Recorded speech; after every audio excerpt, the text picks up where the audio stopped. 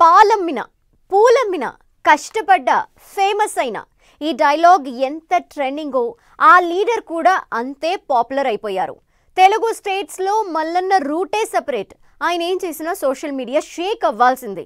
తనకేదైనా పని పడితే ఎంత పెద్ద మనిషినైనా బుట్టలో వేసుకునేందుకు మల్లన్న వేసే జిత్తులే వేరు. ఎప్పుడు హడావిడి చేస్తూ పబ్లిక్ లో కనిపిస్తూ హల్చల్ చేసే Mallanna all of a sudden silent అయిపోయారు. మల్లారెడ్డి మౌనం వెనక మర్మమేంటి? మాజీ మంత్రి సైలెన్స్ కి సీఎం రేవంత్ రెడ్డికి లింక్ ఉందా?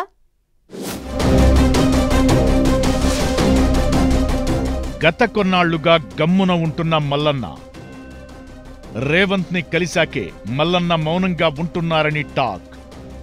మల్లారెడ్డి మౌనానికి సీఎం రేవంత్ రెడ్డికి లింక్ ఏంటి? తెలంగాణ మల్లన్న ఆయనే మాజీ మంత్రి మల్లారెడ్డి. మల్కాజ్గిరి ఎంపీగా పనిచేసి ఆ తరువాత మేడ్చల్ ఎమ్మెల్యేగా గెలిచి మంత్రిగా కొనసాగారు. మొన్నటి ఎన్నికల్లో బీఆర్ఎస్ నుంచి మళ్లీ ఎమ్మెల్యేగా గెలిచి మాజీ మంత్రిగా ఉండిపోయారు. పదవి ముచ్చట పక్కన పెడితే బీఆర్ఎస్ అధికారం కోల్పోవడంతో మల్లారెడ్డికి పెద్ద కష్టమే వచ్చి పడింది. బీఆర్ఎస్ హయాంలో కాలేజీ ఫంక్షన్లలో పబ్లిక్ లో తిరుగుతూ మీడియాకు ఇంటర్వ్యూలు ఇస్తూ నవ్వులు పూయించేవారు. ఆఖరికి అసెంబ్లీలో ఆయన మాట్లాడినా స్పీకర్, సీఎం సహా అందరూ కడుపుబ్బా నవ్వాల్సిందే. ఇదంతా 1 year బ్యాక్. కట్ చేస్తే ఇప్పుడు ఆయన పరిస్థితి గమ్మత్తుగా మారింది.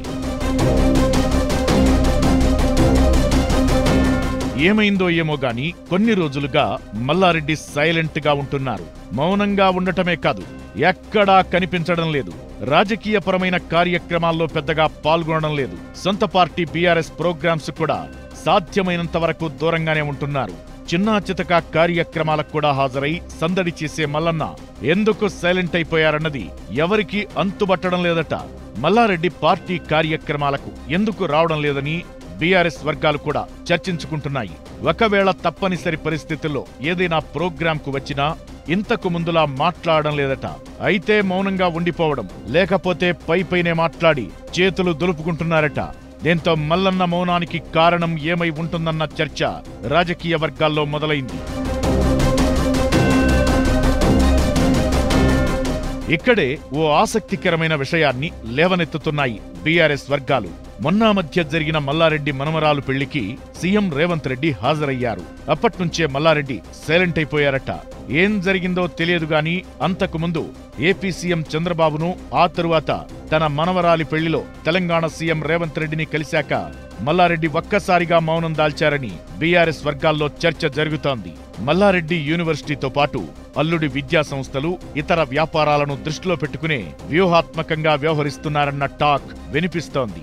అనవసరమైన మాటలు మాట్లాడి ప్రభుత్వం దృష్టిలో పడితే తన వ్యాపారాలకే నష్టమని భావిస్తున్నారట మల్లన్న.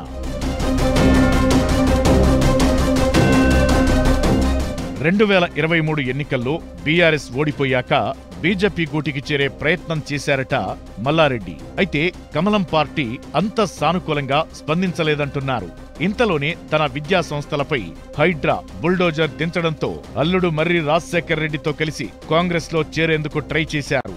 బెంగళూరు వెళ్లి కర్ణాటక డిప్యూటీ సీఎం డీకే శివకుమార్తో రాయబారం కూడా నడిపి వచ్చారు. కానీ హస్తం పార్టీ కూడా మల్లారెడ్డిని చేర్చుకునేందుకు పెద్దగా ఇంట్రెస్ట్ చూపలేదట. దీంతో తప్పనిసరి పరిస్థితుల్లో బీఆర్ఎస్ పార్టీలోనే కొనసాగుతున్నారు మల్లారెడ్డి. ఆ తరువాత కొన్నాళ్ల వరకు బీఆర్ఎస్ లో బాగా యాక్టివ్ గా ఉన్న మల్లన్న ఇలా హఠాత్తుగా సైలెంట్ అయిపోవడమే ఇంట్రెస్టింగ్ గా మారింది. మనవరాలి పెళ్లికి సీఎం రేవంత్ రెడ్డి హాజరయ్యాకే మల్లారెడ్డిలో మార్పు వచ్చిందని, అపోజిషన్ లో ఉండటంతో మల్లన్న ఆచితూచి వ్యవహరిస్తున్నారని రాజకీయ వర్గాల్లో చర్చ జరుగుతోంది.